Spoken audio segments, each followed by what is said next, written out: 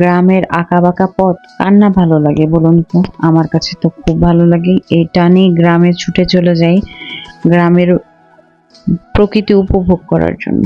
তো আমাদের বাসার সামনে এরকম রাস্তা, এর দুই পাশে গাছ, এক পাশে বাঁশঝাড় আর এক পাশে বাগান। তো আমি এই রাস্তায় যাওয়ার সময় ভিডিও তো করবোই, আমার কাছে খুব ভালো লাগে।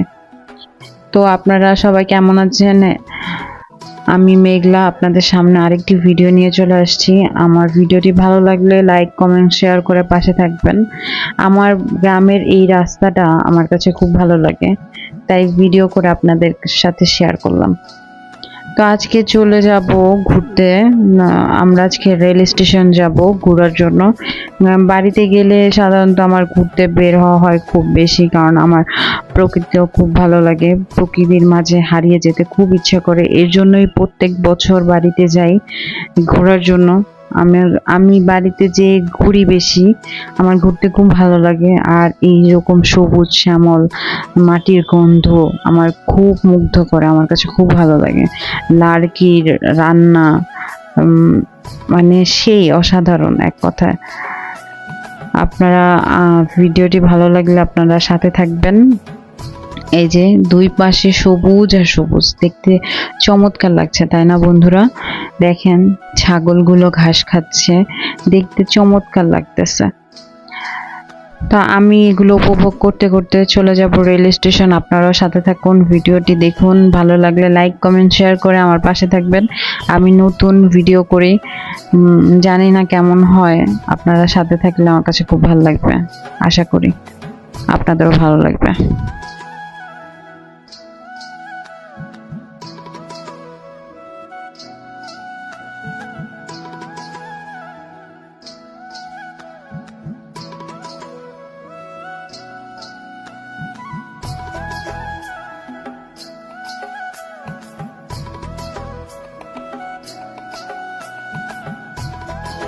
প্রকৃতি উপভোগ করতে করতে চলে আসলাম রেল স্টেশন। ভিতরে ঢুকে গেলাম। রেলের দুই ধার দিয়ে হাঁটতেছি, আমার কাছে তো খুব ভালো লাগতেছে। এই প্রথম আমি কোনো রেল স্টেশনে যে এইভাবে হাঁটতেছি। সূর্য মাথার উপরে অস্ত যাবে, দেখতে অসাধারণ লাগতেছে।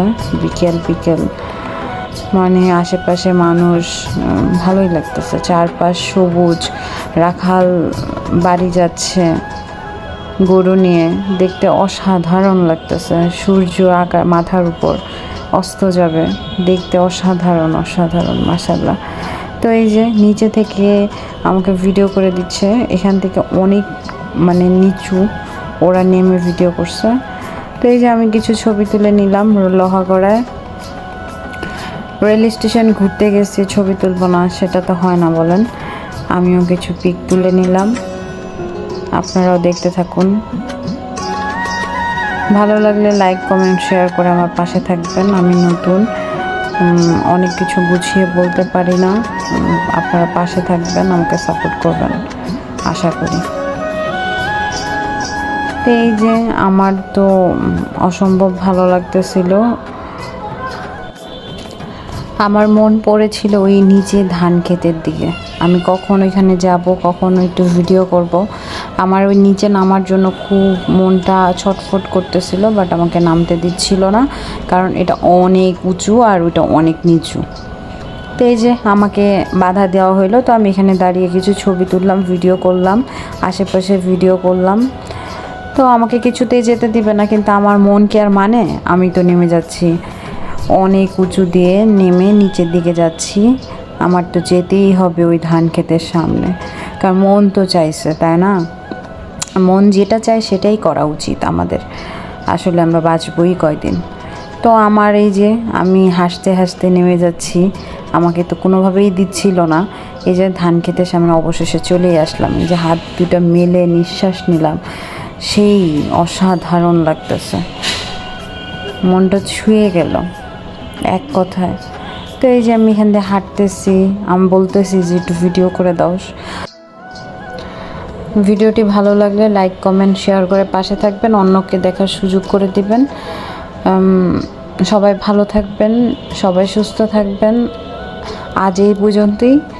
আরেকদিন দেখা হবে নতুন কোনো ভিডিও নিয়ে। সবার কাছে বিদায় নিচ্ছি। আল্লাহ হাফেজ। সবাই সহি সালামত থাকবেন, সবাই ভালো থাকবেন। আসসালামু আলাইকুম।